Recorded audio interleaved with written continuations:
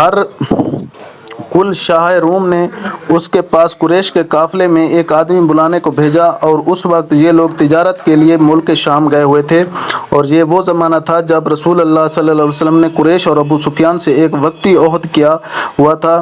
جب ابو سفیان اور دوسرے لوگ ہرقل کے پاس اہلیہ پہنچے جہاں ہرقل نے دربار طلب کیا تھا، اس کے گرد روم کے بڑے بڑے لوگ، علماء، وزراء، امراء بیٹھے ہوئے تھے۔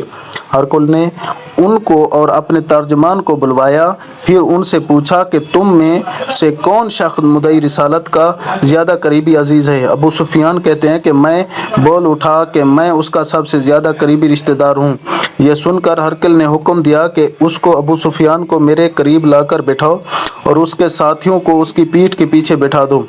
پھر اپنے ترجمان سے کہا کہ ان لوگوں سے کہہ دو کہ میں ابو سفیان سے اس شخص کے یعنی محمد صلی اللہ علیہ وسلم کے حالات پوچھتا ہوں۔ اگر یہ مجھ سے کسی بات میں جھوٹ بول دے تو تم اس کا جھوٹ ظاہر کر دینا۔ ابو سفیان کا قول ہے کہ خدا کی قسم اگر مجھے یہ غیرت نہ آتی کہ یہ لوگ مجھ کو جھٹلائیں گے تو میں آپ صلی اللہ علیہ وسلم کی نسبت ضرور غلط گوئی سے کام لیتا۔ خیر، پہلی بات جو ہرقل نے مجھ سے پوچھی وہ یہ کہ اس شخص کا خاندان تم لوگوں میں کیسا ہے؟ میں نے کہا وہ تو بڑے اونچے عالی نسب والے ہیں۔ کہنے لگا اس سے پہلے بھی کسی نے تم لوگوں میں ایسی بات کہی تھی؟ میں نے کہا نہیں۔ کہنے لگا اچھا اس کے بڑوں میں کوئی بادشاہ ہوا ہے؟ میں نے کہا نہیں۔ پھر اس نے کہا بڑے لوگوں نے اس کی پیروی اختیار کی یا کمزوروں نے؟ میں نے کہا نہیں، کمزوروں نے۔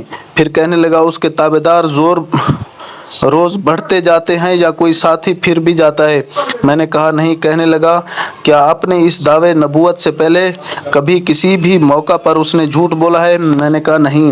اور اب ہماری اس سے صلح کی ایک مقرر مدت ٹھہری ہوئی ہے، معلوم نہیں وہ اس میں کیا کرنے والا ہے۔ ابو سفیان کہتے ہیں میں اس بات کے سوا اور کوئی جھوٹ اس گفتگو میں شامل نہ کر سکا۔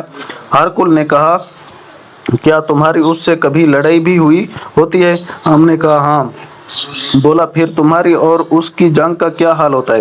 میں نے کہا لڑائی ڈول کی طرح ہے، کبھی وہ ہم سے میدان جنگ جیت لیتے ہیں اور کبھی ہم ان سے جیت لیتے ہیں۔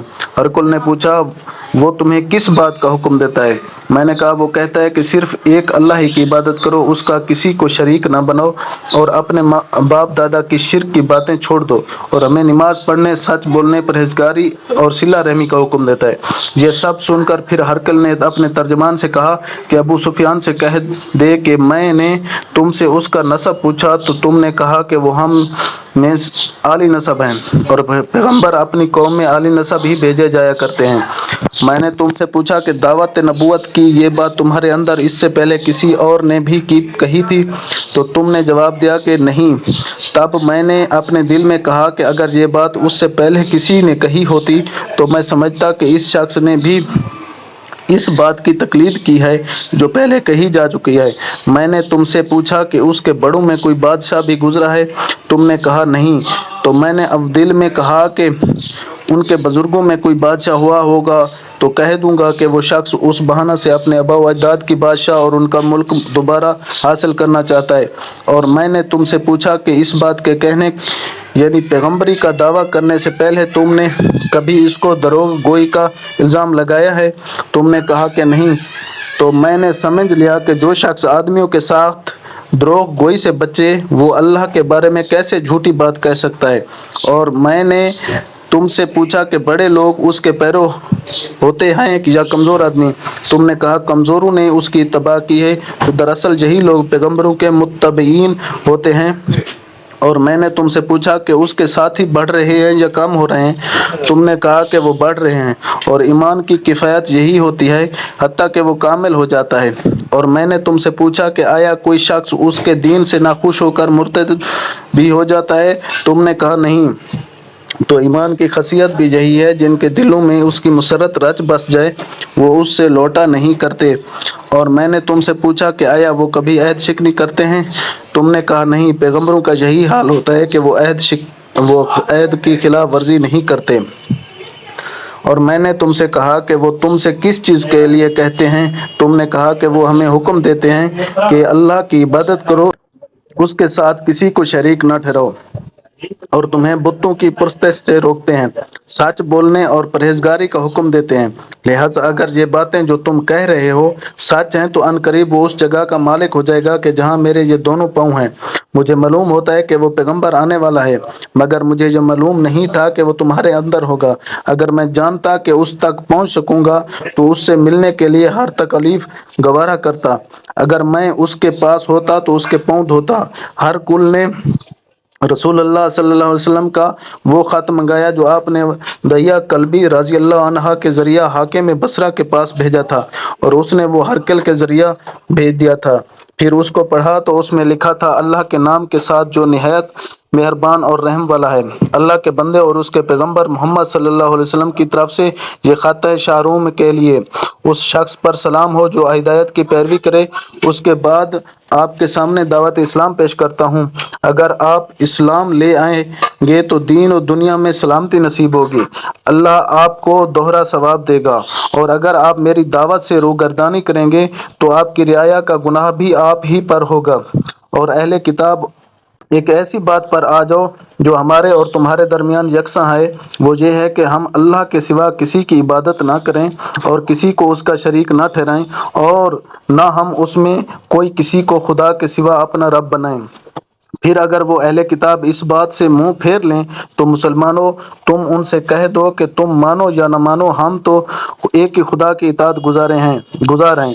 ابو سفیان کہتے ہیں، جب ہرقل نے جو کچھ کہنا تھا کہہ دیا اور خط پڑھ کر فارغ ہوا تو اس کے ارد گرد بہت شور و غوغا ہوا، بہت سی آوازیں اٹھیں اور ہمیں باہر نکال دیا گیا۔ تب میں نے اپنے ساتھیوں سے کہا کہ ابو کبشہ کے بیٹے آن حضرت صلی اللہ علیہ وسلم کا معاملہ تو بہت بڑھ گیا ہے، دیکھو تو اس سے اپنی اسفر روم کا بادشاہ بھی ڈرتا ہے۔ مجھے اس وقت سے اس بات کا یقین ہو گیا کہ حضور صلی اللہ علیہ وسلم عنقریب غالب ہو کر رہیں گے، حتیٰ کہ اللہ نے مجھے مسلمان کر دیا۔ راوی کا بیان ہے کہ ابن ناطور ایلیا کا حاکم ہرقل کا مصعب اور شام کے نصارہ کا لاٹ پادری بیان کرتا تھا کہ ہرقل جب ایلیا آیا ایک دن صبح کو پریشان اٹھا تو اس کے درباریوں نے دریافت کیا کہ آج ہم آپ کی حالت بدلی ہوئی پاتے ہیں، کیا وجہ ہے؟ ابن ناطور کا بیان ہے کہ ہرقل نجومی تھا، وہ علم نجوم میں وہ پوری مہارت رکھتا تھا۔ اس نے اپنے ہم نشینوں کو بتایا کہ میں نے آج رات ستاروں پر نظر ڈالی تو دیکھا کہ ختنہ کرنے والوں کا بادشاہ ہمارے ملک پر غالب آ گیا۔ بھلا اس زمانے میں کون لوگ ختنہ کرتے ہیں؟ انہوں نے کہا کہ یہود کے سوا کوئی ختنہ نہیں کرتا، سو ان کی وجہ سے پریشان نہ ہوں۔ سلطنت کے تمام شہروں میں یہ حکم لکھ بھیجیے کہ وہاں جتنے یہودی ہوں سب قتل کر دیے جائیں۔ وہ لوگ انہی باتوں میں مشغول تھے کہ ہرقل کے پاس ایک آدمی لایا گیا جسے شاہ غسان نے بھیجا تھا۔ اس نے رسول اللہ صلی اللہ علیہ وسلم کے حالات بیان کیے۔ جب ہرقل نے سارے حالات سن لیے تو کہا کہ جا کر دیکھو وہ ختنہ کیے ہوئے یا نہیں۔ انہوں نے اسے دیکھا تو بتلایا کہ وہ ختنہ کیا ہوا ہے۔ ہرقل نے جب اس شخص سے عرب کے بارے میں پوچھا تو اس نے بتلایا کہ وہ ختنہ کرتے ہیں۔ تب ہرقل نے کہا کہ یہی محمد صلی اللہ علیہ وسلم اس امت کے بادشاہ ہیں جو پیدا ہو چکے ہیں۔ پھر اس نے اپنے ایک دوست کو رومیہ خط لکھا، اور وہ بھی علم نجوم میں ہرقل کی طرح ماہر تھا۔ پھر وہاں سے ہرقل حمص چلا گیا۔ ابھی حمص سے نکلا ہی نہیں تھا کہ اس کے دوست کا خط اس کے جواب میں آ گیا۔ اس کی رائے بھی حضور صلی اللہ علیہ وسلم کے ظہور کے بارے میں ہرقل کے موافق تھی کہ محمد صلی اللہ علیہ وسلم واقعی پیغمبر ہیں۔ اس کے بعد ہرقل نے روم کے بڑے آدمیوں کو اپنے حمص کے محل میں طلب کیا، اور اس کے حکم سے محل کے دروازے بند کر دیے گئے۔ پھر وہ اپنے خاص محل سے باہر آیا اور کہا، اے روم والو، کیا ہدایت اور کامیابی میں کچھ حصہ تمہارے لیے بھی ہے؟ اگر تم اپنی سلطنت کی بقا چاہتے ہو تو پھر اس نبی صلی اللہ علیہ وسلم کی بیعت کر لو اور مسلمان ہو جاؤ۔ یہ سننا تھا کہ پھر وہ لوگ وحشی گدھوں کی طرح دروازوں کی طرف دوڑے مگر انہیں بند پایا۔ آخر جب ہرقل نے اس بات سے اس کی یہ نفرت دیکھی اور اس کے ایمان لانے سے مایوس ہو گیا تو کہنے لگا کہ ان لوگوں کو میرے پاس لاؤ۔ جب وہ دوبارہ آئے تو اس نے کہا، میں نے جو بات کہی تھی اس سے تمہاری دینی پختگی کی آزمائش مقصود تھی، سو وہ میں نے دیکھ لی۔ تب یہ بات سن کر وہ سب کے سب اس کے سامنے سجدے میں گر پڑے، اور اس نے خوش اور اس سے خوش ہو گئے۔ بالآخر ہرقل کی آخری حالت یہی رہی۔ ابو عبداللہ کہتے ہیں کہ اس حدیث کو صالح بن کیسان، یونس اور معمر نے بھی زہری میں روایت کیا ہے۔